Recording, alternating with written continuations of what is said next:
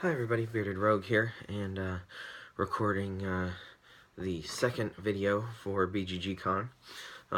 Looks like I'm probably going to have one more after this, but this is going to be one of the other big ones. This is going to be what I played at BGGCon, and specifically I'm going to focus on published games in this video.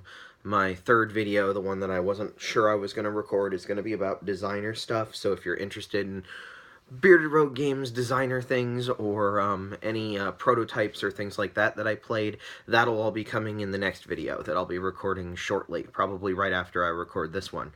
But yeah, that's what's up. So let's go ahead and get started. So I played 25 total games over the course of 5 days, which doesn't seem like nearly as many as it should have been. I'm not sure how it was only 25. But 25 total games. 22 of those were new games I had never played before. So that's one of the things that I think BGGCon really excels at, is allowing you to either play games that you've never played before, whether they're the new Essen hotness and nobody's played them before, or they're they're games that you personally have missed that other people can teach you out of the library. I think BGGCon really excels for that. It makes it very easy to get stuff like that to the table, and I think overall it's a great place for that sort of thing. Like, people say, you know, that Gen Con is where you buy games and BGGCon is where you play games, and they're not wrong. Origins is kind of halfway between the two. Typically, I play very few games at Gen Con, and I play more games at Origins, but nowhere do I play as many games as I play at BGGCon. So 25 total, 22 new. So first we're going to go over the 3 that I'd already played before, and 2 of them I actually played on my final day there. So one of them was King Domino. King Domino is a really solid little 15-minute game. If you don't like 15-minute games, you probably won't like King Domino. I feel like it has plenty of choice inside of it. I have yet to try Queen Domino, which I've heard for some people just feels like King Domino plus extra stuff tacked on that doesn't need to be there, and other people I've heard, yeah, it's like the game I wish King Domino had been from the beginning because it has more stuff going on. I think it's all down to personal preference. Either way, I think it's a very solid game. It was the final game that I played at the con with Netter's Play and her husband, and it was really good. I really like this game.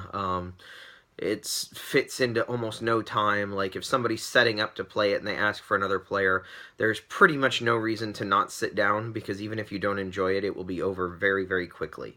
I just happen to really like it. So, yeah, King Domino. So that's one of the games that I played before. Mask Men is another one. It's an Oink Games title. It's a very interesting ladder climbing type game that has no numbers, only suits. It's themed after luchadors and wrestling, so I'm in, obviously. But the mechanisms are really, really clever in that none of the cards have any kind of value against each other until the players relationally create it through the course of the game. So it's as much about setting the value for your cards in your hand as it is playing out your hand appropriately. And so it makes it very interesting to me. I really like the game. There are some moments where the hand is pretty much determined once the order of the wrestlers has been decided. I have, 6 copies of the lowest strength wrestler in the game, so there's no way I'm going to ever get the lead or shed my hand first. Oh well, that's just how it is. I should have played that early part of the game better. I think the game shines more with more players or with fewer players, honestly. I think once you get to like 5 or 6 players, I think it plays 6, but once you get to a higher player count, then all three people, like I played with three in this case, all three people aren't involved in deciding every valuation. And so you can get a lot more variance in what's high and what's low. With just three people, the way it typically works is one person leads a single wrestler, and then one person plays two of a different wrestler, and now that wrestler is stronger than the wrestler that was led one of. And then the third person can play three of a wrestler, establishing a hierarchy of three. So the one who had 3 cards played is now the strongest wrestler, the one who had 2 cards played is now the middle of the pack, and then the one who had 1 card played is at the bottom. Well, in a 3-player game, the first person who leads is always going to have to lead 1, and then it's just going to kind of continue from there. So the third person will get to play the 3 and then also get to lead 1. And it kind of works out, but you can sometimes, just by virtue of the order you're in, the cards in your hand aren't going to be worth a lot. Either way, I really love the game. Like, I'm nitpicking here. So it's a really solid game that I really like.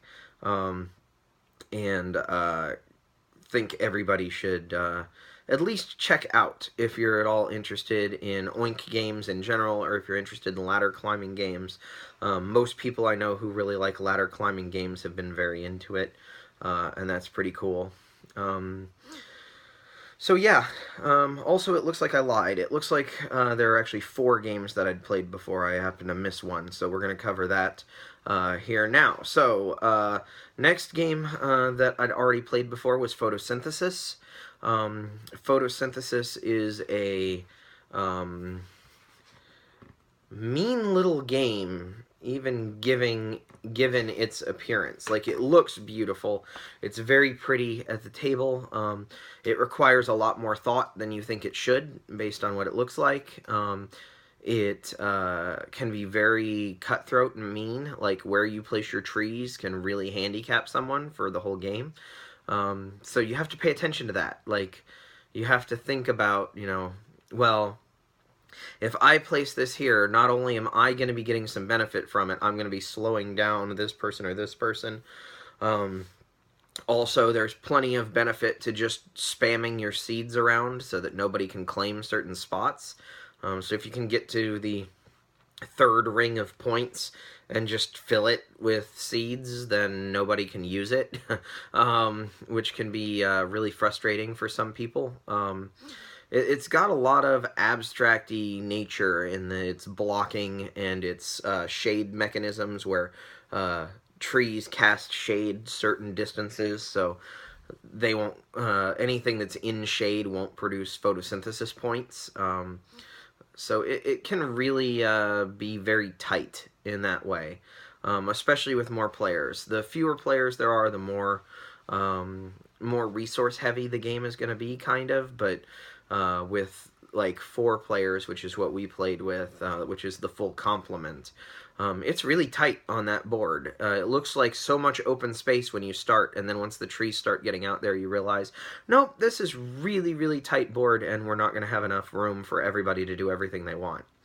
I really like the game. Some people have complained that counting up your sun points is problematic because they have problems internalizing the shade rules for the trees. I haven't run into that. In the pre-planning where the sun rotates, so you have to kind of think a couple of turns in advance, like, do I really want to upgrade this tree if it's not going to produce any sunlight for me for the next 2 rounds? Should I upgrade something else that will produce instead, because I really need that, and then I can upgrade this tree, at that point, because it will start producing sun for me. All those considerations enter into play. There's a ton of decisions, and it's can be kind of mean, even given its appearance. So that's Photosynthesis. Really enjoyed that one. The last one that I'd already played before, and the one that I had forgotten, I actually did a demo of Valeria Card Kingdoms. I covered a lunch in the Daily Magic booth so that those wonderful people could get some food. Valeria Card Kingdoms, it was my first game with the Fire and Ice expansion, which is why I kind of forgot to count it as a game that I'd already played, but it's the same game. The expansion just adds different characters to the card row, different monsters to defeat, different domains to conquer, but it plays the same way. It's the same game, just more of the same, and that's all I really wanted for that game, was more of the same. The new monsters and the new characters are going to be very interesting to mix and match with what's already out there. I already like the new Dukes. They're very, very cool. You can now kind of customize the game quite a bit, so if you don't like things that steal from other players, you probably have enough content now that you could remove all of those from the game and not have that be a thing. It's one of my major complaints from one of the groups that I had back in Kentucky, was they didn't like that you could steal things from other players, and so now you could potentially play the game completely without those elements, and you'd still have enough content to play the full game. Yeah, I really dig it. I have fun teaching it. It's a really simple game for people to grok. It's really a neat little engine builder that people can come back from, even if they have never played it before. I lost the demo that I did, and that's not because I threw it. That's because the gentleman who sat down genuinely picked up the strategy pretty quickly, and the dice happened to favor his high magic, high gold strategy over my kill all the monsters strategy. I just wanted to try it to see if it worked, because I had somebody who liked killing monsters. My Duke rewarded me for killing monsters, and there were all sorts of cool new monsters on the table, so it was fun to try something different. Normally I kind of follow a pattern more like his, but overall it was really neat. I liked it a lot. I really like Valeria, so the fact that I like an expansion that's basically more Valeria should shock no one. During that game, there's also a fantastic photo that was taken of me. It's a candid photo. Bebo snapped it while she was doing coverage for the Game Wire. It's now like my profile photograph everywhere, because it's probably the best photo of me that's ever been taken. So, yeah, that was taken during that game, that demo. So that's it for games that I'd played prior to the convention, those 4. So now let's go over the games that I learned at the convention. So Medici, the card game. This game gets like quadruple thumbs up. I would grow extra arms in order to have enough thumbs to put thumbs up for this game. I've never played the original Medici. That's probably something that I'll have to rectify at some point. But Medici, the card game, is fantastic. There's all sorts of decisions that go into whether or not you're going to continue pushing forward with cards. Do you want the center row to get too far that you can't grab this card that's already out there because your reach is only 3? Do you just take what's out there because it's high, even though somebody else is already involved in it? Maybe you can beat them to the punch. Or do you just take it because it's something nobody else is in yet, and you might be able to claim majorities with a very low quantity of it and little attention devoted to it? Really, really cool game. Really fun. Beth Sobel and her husband Dan taught me this game, and it was my first game of the con that was a published game, and I immediately wanted to buy it. It was unavailable anywhere at the con, so I'm going to have to find it elsewhere. I know that it's available online and stuff like that. I've already looked. I just am slotting it into my next gaming purchase, because this is a game that I have to have, and one that will probably go immediately into my quiver the second I get it. Next, oh, did I mention that this was Card Game Geek Con for me? Because you're going to hear about a lot of card games. So, the next one is also a card game, and that's Ladder 29. It's a ladder climbing game about firefighting, which is an excellent use of ladder climbing and puns to create a theme for a game. I think it's really neat. I haven't played a lot of ladder climbing games before. Like I said, I played Masked Men, but Masked Men is just suits, no numbers.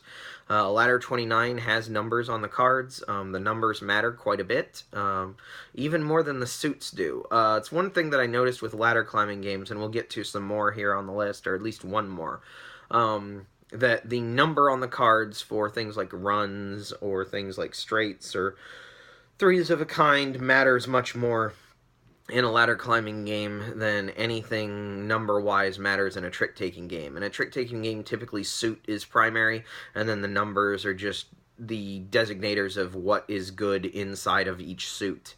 Ladder climbing games forced me to organize my hand of cards differently than I'm used to, and so I'm not quite as good at them as I want to be. I picked up quite a bit of speed later on as I started figuring things out, and I'm interested to play more of them. Ladder 29 was a really good introduction to ladder climbing games. Like, if you're at all intimidated by something larger, like Tichu, which we'll get to in a minute, Ladder 29 is actually a really good intro. I would highly recommend it. It's a neat little game. It's a good example of a ladder climbing game. And the fact that the scoring that you have is based on how difficult you make it on yourself each round is really clever. Like, in the beginning of each round, there are different rules that are set out on the table. Like, you can't make runs using green cards, or every run you make has to end in an odd. They're not all related to runs, but like just different things like that. Like, examples are like, you can't play pairs this round. Just various rules that make the game slightly harder or make you play your hand differently. And sometimes you'll look out there and you'll go, oh wow, that's worth a lot of points, and I don't even have any pairs, so this is perfect for me. And you'll take it and you'll luck into it. And other times you'll be like, wow, I hope I don't get stuck with that because everything in my hand is a pair. It adds a really interesting dynamic. It also adds a catch-up mechanism in that the person who is in the back gets, in the lowest point total, gets to choose their rule first. So the person who's hurting the most gets the best chance of picking the rewards that will benefit them the most. One of them that's always out is that you can be the start player and lead the first hand. Really, really cool. Smart design, not unexpected from Riddle and Pinchback. They do a fantastic job, but really cool intro to ladder climbing games. I recommend it. Next was Loot Island. Loot Island is also basically a card game. It was described to me as a combination of Lost Cities and Tobago, and I've never played either of those other games, so I didn't have a real frame of reference for it. It was okay. I mean, it wasn't anything great. I know the person who I was playing with, who actually purchased the game and had it brought from Essen, was kind of sad about how just meh it was. Like, it wasn't bad. It didn't, like, it was easy to learn. Nobody had any problems playing it. I'm not sure if there's necessarily a good strategy that was determined in one gameplay, but it didn't fall flat. It just kind of happened. Like, nobody really hated it. Nobody really loved it. It just was a game, which was depressing for the person who bought it, but I don't regret playing it. Now I know. And I know that maybe I want to look at the two games that influenced it, and maybe that will shine a different kind of light on it. But Loot Island was kind of a miss for me, one of the few of the convention. So we're 3 for 3 on card games. We're now going to make it 4 for 4 up to this point. I played a little game called Nox Bird, and if you watched my haul video, you'll see that I bought a copy of Nox Bird. Yeah, I liked it a lot. It is a knife fight in a phone booth. I think I said that in the other review, but it's very, very tight little game. There's not a lot of cards that you have. There's not a lot of influence that you can have on the board. Other people can completely undo what you just did by either covering up your people or playing one of their little gear cards to move the board. So you have to pay attention to where the police are. You have to pay attention to where the other criminal gangs are. You have to pay attention to how powerful the other criminal gangs are in various areas so you can kind of swoop in and take over. I feel like, the whole idea of us being like steampunk criminal, like, underworld really shines through. Like, it feels very backstabby. It feels like you have to kind of plot and plan your moves and your heists and your strikes and time them well. I really, really enjoyed it. And the fact that it's such a small profile, like, this is it in the box. It's 55 cards, so it's like just over a deck of cards. It fits in a quiver, it fits in a pocket, it fits in pretty much anywhere, and it's a really neat little area control game with a little bit of meanness to it. So I really enjoyed my plays of it. I played it twice at the convention. I played it once with 3 players and once with 4 players, and I liked both player accounts. I'm pretty confident that it would play well with 2 players as well. and you could even play like a super big version where both players play two gangs, two colors, which I think could make some really interesting changes to it. Either way, Nox Bird, good game. I really liked it, and I did buy it because I was able to find it. So that was all of day 0. Day 1, new games that I played. ImportExport. Okay, so ImportExport was introduced to me as Glory to Rome meets Container. I've never played Container, but I've heard of it, and the descriptions I've heard of it make my brain hurt. I've played Glory to Rome, and actually playing Glory to Rome made my brain hurt. So I was somewhat nervous about playing this one. I know that in the past, like after a couple of plays, Glory to Rome no longer hurt my brain and was an enjoyable experience. So I wanted to go ahead and give it a try. The amazing MaggieBot was teaching it, so I knew I was in good hands. She's fantastic at teaching games, so I knew that even if it seemed a little bit complicated on the surface, I was going to get it by the end. I absolutely got it by the end. This game is really good.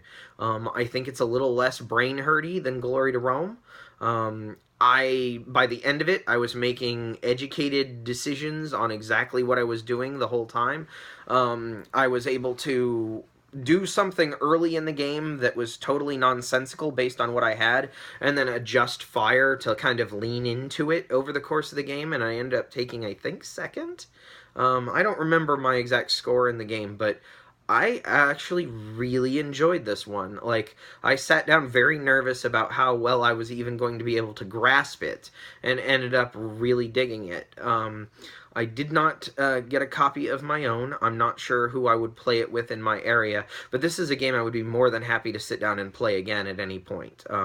Like I said, Maggie doing the rules explanation meant that I knew I was in good hands, and maybe that's all that it was, that, you know, having somebody who is able to articulate things in the way that she does made it, you know, work for me, but it really worked for me. I liked it. ImportExport was fun. If a little brain burning at first. About halfway through the game, I knew what I was doing, and if I played it again, it would be no problem at all. Other than trying to explain it to other people so that they could play it on the same level as me. So yeah, ImportExport, thumbs up. Next is Tichu. I said we'd get back to Tichu. Tichu is the ladder climbing game as far as a lot of people are concerned. They have major tournaments everywhere. There are people who are very specifically like Tichu partners and won't play with other people because they have, you know, codes and rhythms and thought patterns that they already are aware of. It's like playing any other major card game like Bridge, or Pinochle, or any of the other like card games that people get really serious about. Tichu is definitely one of those games that has that potential. I played one full game of it. We played like a couple of rounds, and then later on we came back and finished it. I really enjoyed Tichu. It's a very different way of thinking than trick-taking games. Like I said, ladder climbing games required me to sort my hand completely differently and required a different part of my brain than standard trick-taking, but it was fun. I can definitely tell that I'm a absolute novice, but I was starting to pick it up after one game, and eventually, if I played as many games of Tichu as I did Spades growing up or Euchre growing up, eventually I would get pretty good at Tichu, so I can definitely see it being a game that rewards lots of plays, and look forward to it. Next game was Kitchen Rush. This was my biggest miss of the convention. Kitchen Rush was not good as far as I'm concerned. I think it does a decent job of capturing the theme of running a restaurant, of always being broke and constantly running around trying to do more tasks than you have the ability to do. But after 2 rounds, my group called it. One reason is because all of the timers, the sand timers in the edition that we played, were not good. According to the rules, all of them are supposed to have the same time on them. Like, they're supposed to run for the same amount of time. I measured the 2 of mine, and one was literally 3 times longer than the other. So I would take one, put it somewhere where I wanted it to sit for a long time, and then have to take all of my actions with the other sand timer, because your sand timers are your workers. it seemed like it was one of those games where we were never going to get ahead. We were always going to slightly be ahead of where we were at the very beginning of the game. It felt like work to me and pretty much everybody else at the table. And I'm not in the restaurant industry anymore. I did that for a long time, mostly washing dishes. This kind of felt like washing dishes. I think if the components had been better, then it wouldn't have seemed like such an onerous task. But it really, it felt like work for everybody involved, and none of us wanted to keep playing it after we were halfway through the game. So, yeah, I did not like Kitchen Rush. Maybe with better component quality it would be different, but unfortunately we did not have that where we were at. Next was Clans of Caledonia. Clans of Caledonia was fantastic. After we adjourned Kitchen Rush, after 2 rounds of unproductiveness and us not enjoying it, we brought out Clans of Caledonia. It was fairly late, but all of us were super engaged from the word go. I really liked this game. I have never played Terra Mystica. I have never played Scythe. I've never played a lot of the games that people compare this one to. But if this is Terra Mystica Light, I'm totally on board and really want to play Terra Mystica. Clans of Caledonia was super cool. The way that resources are created and managed, really intuitive. It has an Eclipse-esque board where you put all the pieces on the board at the beginning of the game, and as you build them they come off and tell you what your production numbers are. Super intuitive UI, really all the spaces where pieces go are shaped like those pieces. The things produce what you would think they produce. The unique clan powers were very unique. They all worked in different ways. I happen to be the guy who makes lots of whiskey and ages his whiskey for money. So in the beginning of the game, I was a little bit more poor than I would have liked. But by the end of the game, once my whiskey production started up and running and all of my stuff was going, I was making really good money, getting back on track. I think if some of the other people hadn't gotten out to the lead on exports of goods, I might have been able to come back. As it was, I was second place, I think. Second place is a pretty good start for me, especially in a game that I'm just learning to play. Typically, I lose pretty bad in my first game of anything, but Clans was really good. Clans of Caledonia was a really solid game. I wanted to pick it up while I was there. They had copies of it, but my budget had already been spent for the con, so unfortunately I wasn't able to get my own copy. I was kind of unsure on who I would play it with regularly, and I don't want to buy a game that I really like and then watch it acquire dust over time. So if you have a copy of Clans of Caledonia, I will gladly play it with you. Just let me know, and I will play the crap out of that game. I really liked it, but I don't have my own copy, unfortunately. So next, as I interrupt my cat, who's trying to claw stuff in the background, well, who's successfully clawing stuff in the background, but trying to interrupt me by clawing stuff in the background. Anyway, next was Nightmare Forest, and this particular one was Alien Invasion, which is the co-op one. Went by the Solar Flare Games booth to say hi to Mary, who I had never met in person. She's amazing. You should follow her on Twitter. And chose to sit down and play this game with her, and then Chris Rowlands walked by and happened to sit down as well. And even though I was a super stealthy bearded ninja, we were not able to clear out the forest of the Alien Invasion. This game is a really hard co-op. I like really hard co-ops, so that's, a thing. This game is also dice dependent. You can have some of the best tools in the game, which will not require you to roll dice, but rolling dice also helps. So if your dice are good, you're going to get a little bit further, regardless of what kinds of tools you have. We didn't clear it out. We had no hopes of clearing it out, but of course, it was our first game, and we were really just kind of getting our like our feet under us rules wise for the first couple rounds. Had we been playing all out from the very beginning, I think maybe we would have done a little better. Had I rolled dice a little better, maybe we would have done a little better. Chris's dice were super hot the whole time, so that kind of helped a lot. He kind of had all the luck that I didn't, so I'll take it. Either way, it was a fun game to sit around and just, shoot the shit and hang out and talk and play. If you like co-op games, I think this one's not bad. I think it definitely fills that niche. I liked it a lot better than some of the other games that are similar in genre, but not in mechanisms, like Last Night on Earth or... I don't know, just those kinds of games, like those kinds of co-op games. It's really easy to set up. It's really easy to play. Everybody can take their turns and talk when it's not their turn, and they're still planning and strategy. And, as long as you don't play with dicks, there's not an alpha player problem. And even if there is an alpha player problem, the dice can kind of muck that up because, they can't control what you roll. So, yeah. I enjoyed it. It was a fun game, and the people that I played it with were awesome. Next was Fortress. I talked a little bit about this in the my haul video. Fortress is one of the fast-forward games from Friedman Freese.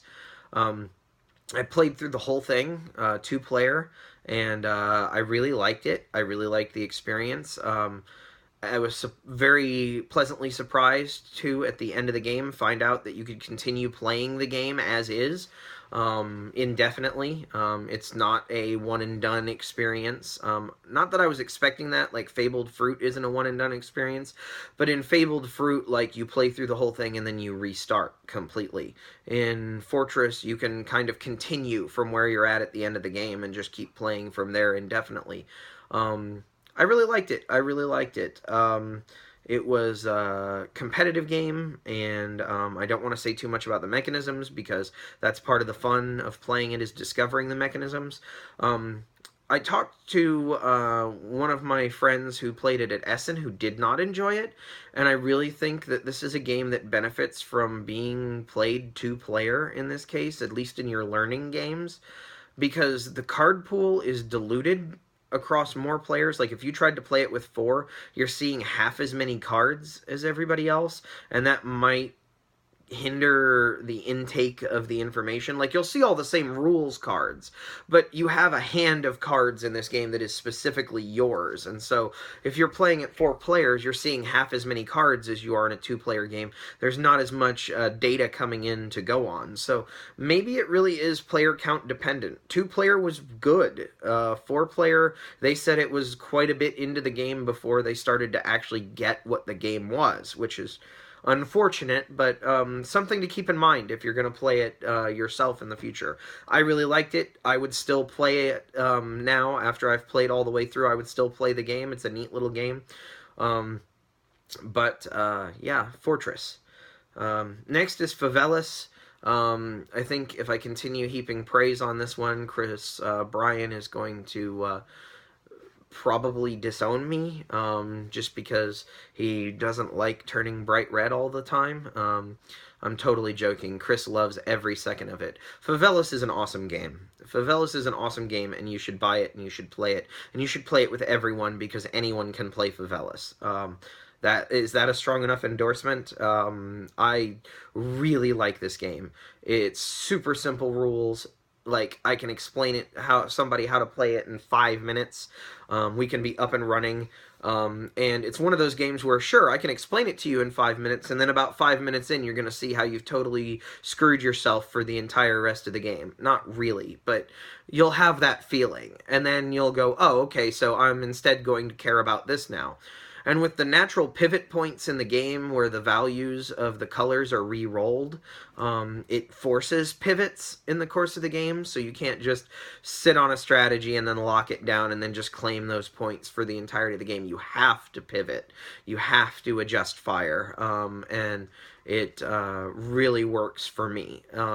It's got both tactical and strategic elements as far as how you place the tiles. You don't want to leave a whole bunch of gaps so that you find yourself in the end game really unable to place tiles except directly on top of each other over and over again. Pay attention, because each level of the structure has one spot that will not be filled with a double tile, and all of the tiles are double tiles except for the single tiles, and the single tiles are one use per game, and they're available right from the beginning of the game, so they could go really, really quickly, and people could take them in ways that they're totally unnecessary just to block other people from getting them. And yeah, it's got the potential for that kind of like counterplay, and at the same time, like, you're forced to pay attention to what everybody else is doing so that you can kind of focus on the majorities that you can definitely win. That's what you want to do, is win the majorities. So, you know, if this person has 5 red, maybe I don't care about red. Maybe I'm just going to tank red. Or maybe because I want the points for all of the different colors, I'll leave 1 red on my board. And, you know, maybe next time red will be really low value. So instead I'll kind of, you know, they'll have to now pivot away from their all red board that single-handedly won them red, but nothing else, to go for something else that will get them points this time. It's a fantastic little game. I can't recommend it enough. I think it's a game that could start in anyone's collection. I think it's very accessible to new gamers. I think, yeah, I think it's a great game. I think if you like tile placement games at all, you'll probably like Favelas. Next is Nuria. Nuria is interesting. Nuria has a very interesting mechanism. This 3-tiered disc system thing, wherein you place your actions into the discs, and then the discs rotate, and then that determines what you have as available actions for you each turn. That mechanism is really cool and really clever. By the end of the game, you have so many gears, which are one of the currencies in the game that you can use to adjust fire, that it becomes almost irrelevant in some ways. You can spend gears to turn the discs, you can spend gears to swap the locations of your action tiles. So by the last round of the game, you're taking the actions that you specifically want to take, regardless of where they're at on your wheel, which is kind of unfortunate. I think the game may just go a little too long, which is something I don't find myself saying. Like, I had a great time playing it the whole time, but like on examining it after the fact, while I really enjoyed the game and I think the mechanism is really neat, the mechanism kind of is obsoleted by the course of over the course of the game. So instead of this, you know, hard decision matrix where you have to plan where you're going to place things and get the timing down of this intricate, like, watch-like mechanism, you're just, nope, I've got plenty of gears, let's just turn this one time, flip these 2, okay, now I can take exactly the actions I want, and I've set myself up so I can take exactly those actions again next turn if I want to, and continue pushing forward in that. It also has this very weird thing where one of the actions that you can take is to lock in what's going to be worth points at the end of the game, but in order to do that, you also have to get rid of the possibility of points from a different option. And if you're the only person who's planning on going a specific direction and everybody else locks you out, you just don't get points for that game. That's just how that's going to happen. So you kind of are encouraged to do a little bit of everything in order to not get locked out, but it's a game that really rewards specialization. So if everybody isn't working to kind of kill what one person is doing and they're able to lock it in, then they're just kind of going to run away with it, I think.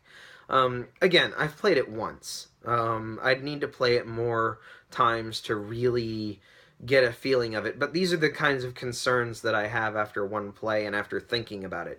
In the moment, I had a blast. Would I play it again? Abso-freaking-lutely. Would I be on the lookout for some of this kind of stuff? Yeah, probably. I'd want to see if this kind of stuff that I'm worried about happens on repeated plays, or if it's just, you know, we were all new at the game and we weren't quite sure exactly how it's played, and now going forward we would have a better idea of how to play it so that those kinds of problematic things wouldn't come up. I don't know. Some games you really need to kind of grok in order to get them to hum the way that they're supposed to. This is probably one of them. Next was Word Slam. Word Slam is always a good time. If you haven't played Word Slam, I highly recommend it. It's a really fun party game. It's a party game that I think is lower on my list than Codenames, but only like under certain circumstances. Codenames is really, really fun with lower counts of players. Word Slam is really, really good for a convention where you have a large number of players. The bigger the teams in Word Slam, the better I think it is. Codenames, on the other hand, can be played with a really small group. You could play Word Slam with just 4 players, but I'm not sure I would want to. Like, I think I would want at least 6 for it to be a real experience. I don't know. That's just my personal preference. I really like the game, though. It's a really good game. It's a really good party game, and it's one that I actually would seek out to play again. We're more than halfway through the list, so we're getting there, guys. Next was Personal Preference. I don't have much to say about this one. This was a game that was introduced to me as a objectively bad game. Let's play it. This was kind of my Rodney Dangerfield no respect of this year. I sat down and I played it. The mechanisms are interesting, very, I won't say dated, but very much like from the time that it was published. Yeah, I learned that I do not know very much about the people that I played it with. The idea is that you have 4 cards with different things on them, and then you rank them against each other, 1 to 4, and then everybody has to guess what your rankings of them are, and they could be all sorts of random things. One of the problems with a game like this is that, of course, the people and personalities deck is people from the time period when the game was published. So we're talking, you know, late 70s, early 80s type references. So if you're a little bit younger, you're probably not going to know any of the people. Like, if you were born in the 90s, you may have heard of some of these people, like, but some of them are just going to be total, like, who now?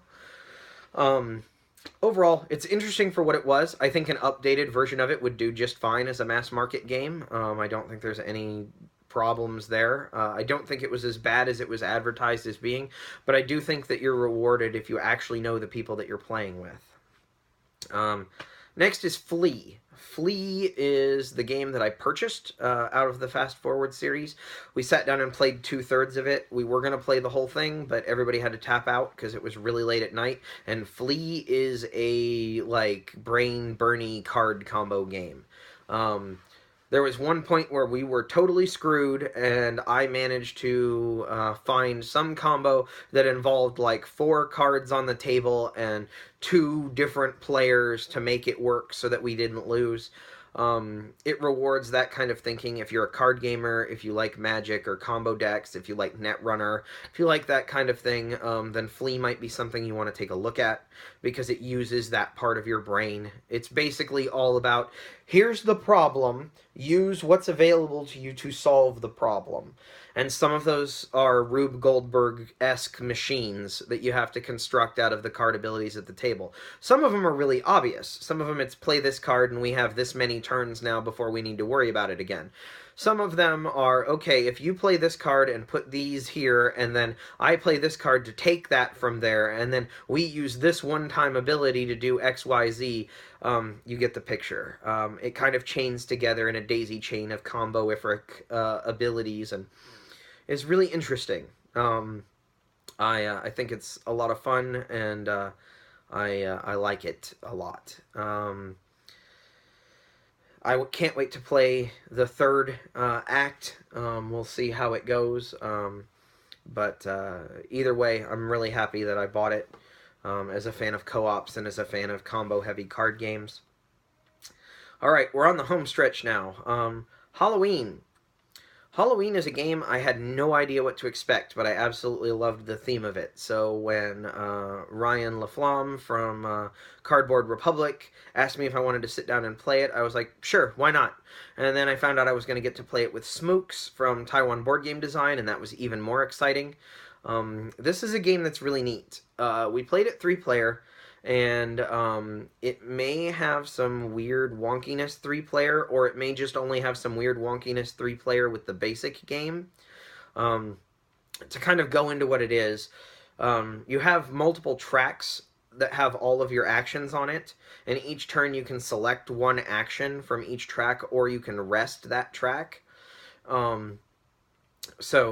when you're taking actions, you're moving ghosts around the board. The idea is that you're controlling these ghosts in this town, and your goal is to try to haunt places with them to earn victory points. You can use them to scare people in order to get scare points, which will let you do things like upgrade the ghosts to scarier ghosts, or to get various tokens that do effects. You can any ghost that you upgrade or any ghost that you beat up, you can actually make the ghosts fight each other. You'll get a token for, and then you can turn those tokens in for cards at the top that have special abilities. Those can be really combo-rific. I went all in early on one that gave me 2 scare points every time or 2 victory points every time I upgraded, which meant that I went an extremely heavy upgrade strategy. I kind of ran away with the game about midway through, because I managed to upgrade all of the ghosts on the board outside of the reach of the other players. One of the things in the game is when you upgrade a ghost, you can then change one of your tracks so that you're able to interact with that level of ghost. It starts out with everybody just being able to interact with the level 1 blue ghosts. So when you upgrade one to the next level, which I think is green, now you can move one of your tracks so that it can interact with green. Well, if you want to upgrade green ghosts or move green ghosts, you have to use one of the tracks that's upgraded to accommodate green. So I took this strategy early and managed to upgrade everything outside of their reach, so that there were things on the board that they just couldn't do anything with. And they kind of had to repopulate the board in order to then get the upgrade actions in order to be able to catch me in what they could do. And by that point, I had already claimed a lot of the high point value spots on the board. The reason this was a problem, or the reason this came up, is because Smooks was going the punch all the ghosts route. So I was upgrading everything, and anything that was small, he was beating up with the bigger ghosts, so there just weren't any small ghosts on the board, or very few of them. So they were really limited in their options as far as what they could upgrade. So between the two of us, I think our two strategies kind of coincided in a way that the third player, Ryan, had very few options on his turn, because like I would upgrade everything as high as I could so that I was the only one who could deal with it, and so that I could get victory points from my engine.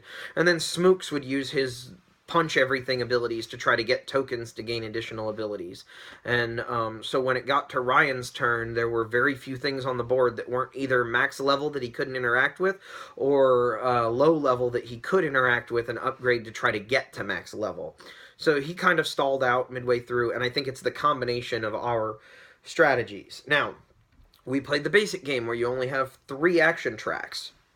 The full version of the game has 4 action tracks. I don't think that it would be possible to lock it down with 4 action tracks in quite the same way. You would have more options available to you, but you would have to rest less often. You'd be able to take fewer actions on each track because you don't get any additional action selection discs.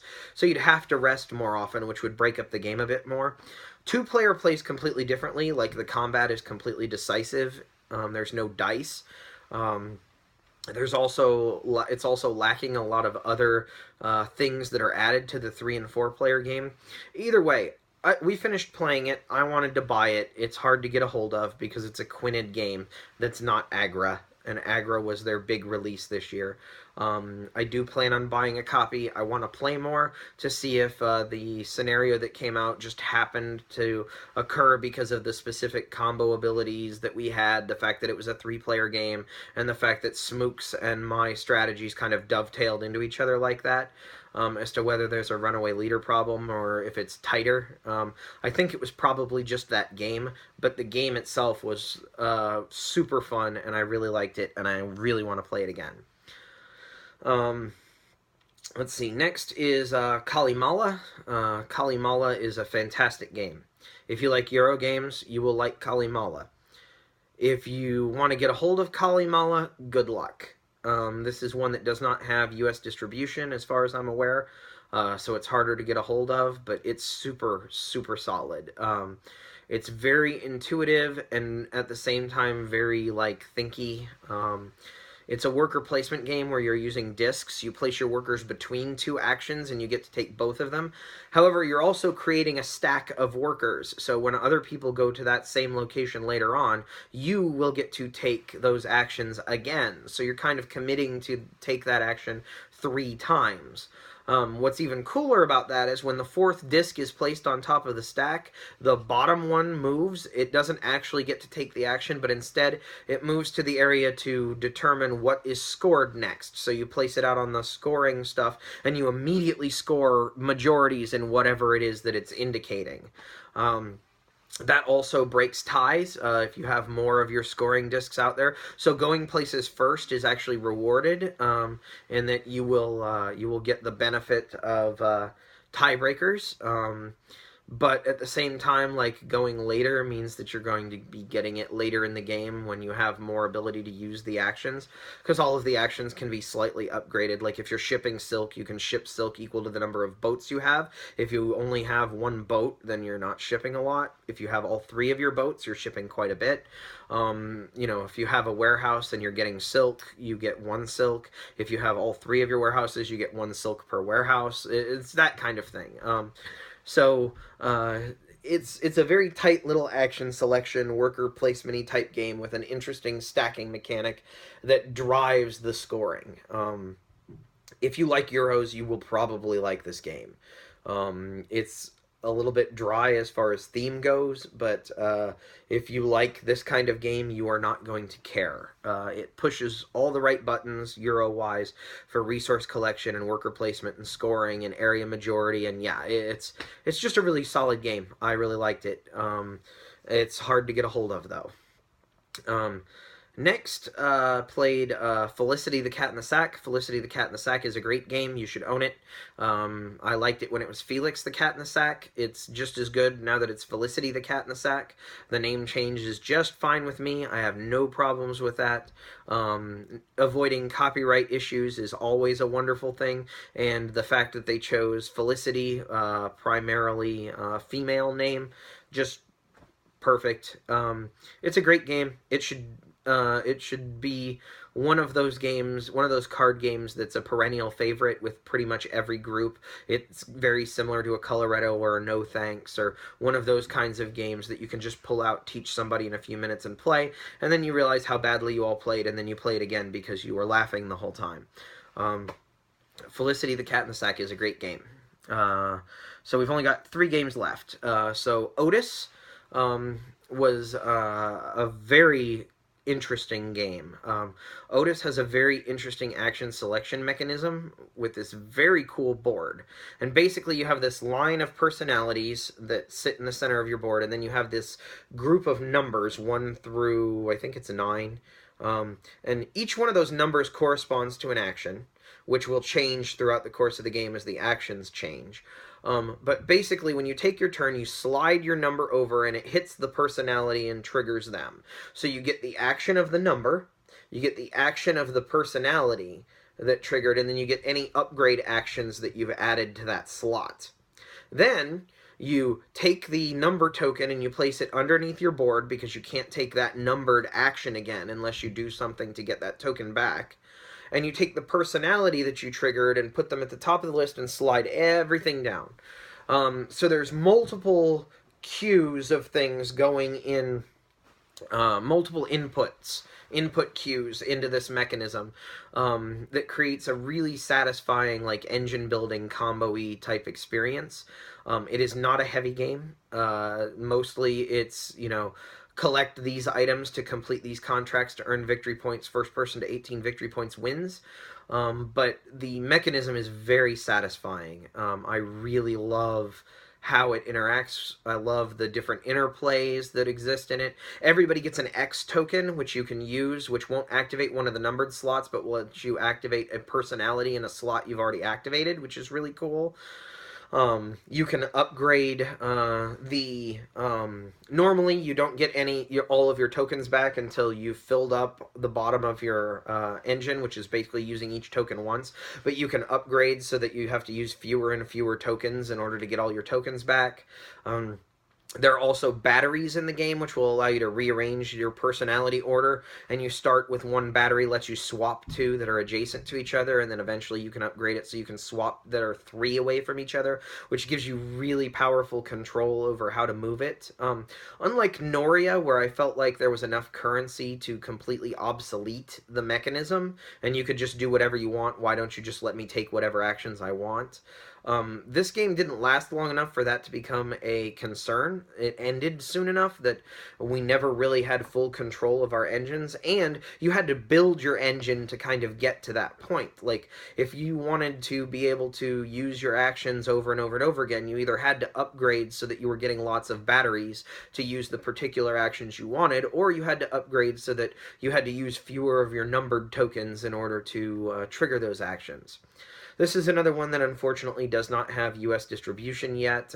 It will be over here because it's an Asmodee brand game, so I'm assuming that it will be over here in the US and be distributed like they are, but there have been no official announcements of it coming to the US yet.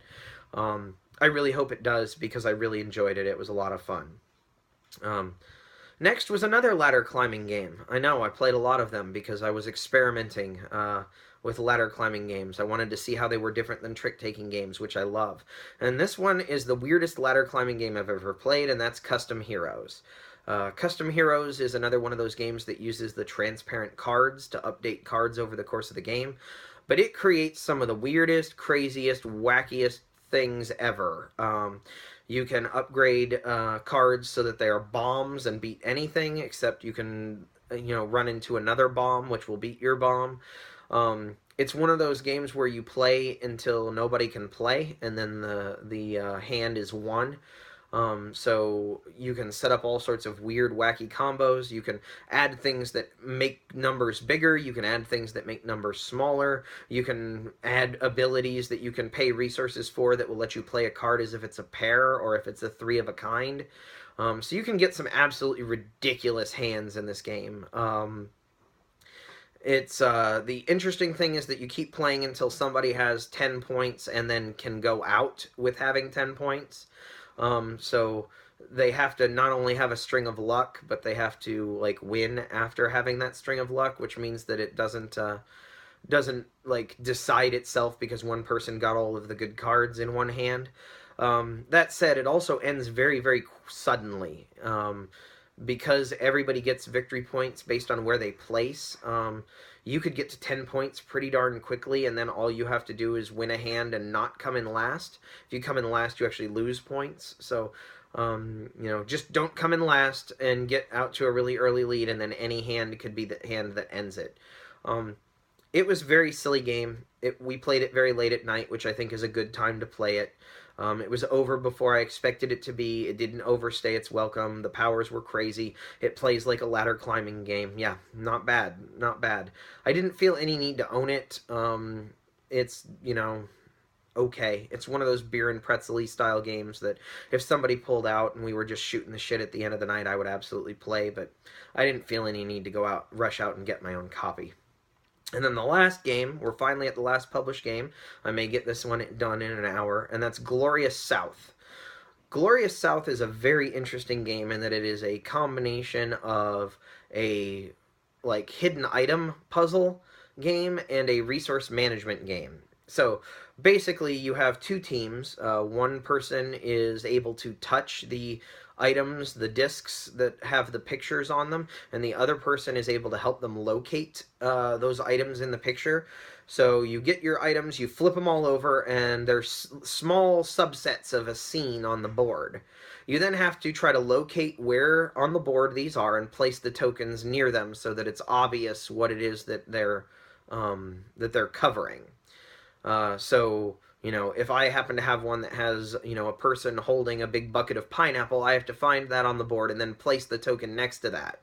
Once one team has placed all of their tokens, the round ends, any that weren't placed or removed, and then you flip all of the tokens over, and then all of the tokens are basically a set collection mechanism that you draft. The people who finished first get to draft first. Some of them give you points based on sets, so, this may give you 2 points for having 2 of this color, or this may give you 4 points for having 4 of this color. or their abilities, like this lets you redeem it later on to draw 2, or this lets you redeem it to swap one of the tokens in your pool with one of the tokens in the other team's pool, and that sort of thing. And you just basically play until all of the tokens are gone, which I think took us like 4 rounds, maybe? Something like that. And then you count up which team has the most points at the end of the game, and somebody wins.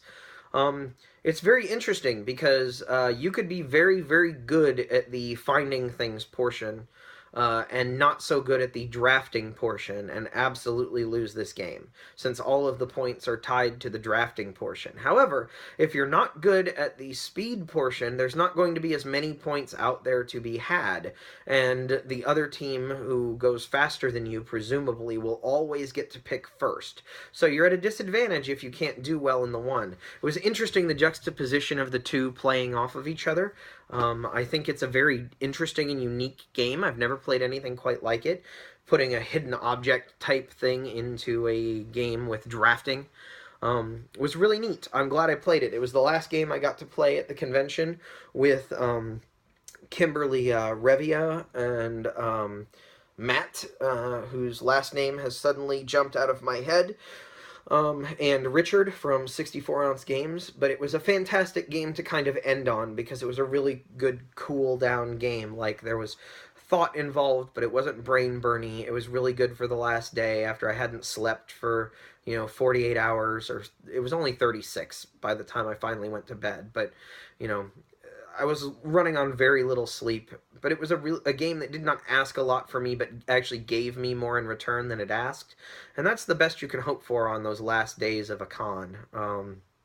And that was Glorious South. So not quite an hour, a little bit longer than an hour. This is why I wanted to cut the video in two, because I figured if I talked about the prototypes, then this would just kind of crawl on. And I don't know if any of you are going to listen to this at all through, but if you did, thank you very much. That's what I played at BGGCon and my impressions of everything that I played. And if you have any additional questions or want to talk about any of the particular titles that I mentioned, feel free to message me. I would love to talk about any of them. I didn't have very many losers this year, only 2 that I didn't really like, and then there were some games that left me thinking, even though I enjoyed my play experience of them. Anyway, I'll let you guys go. Thank you for watching if you did, and Bearded Rogue out.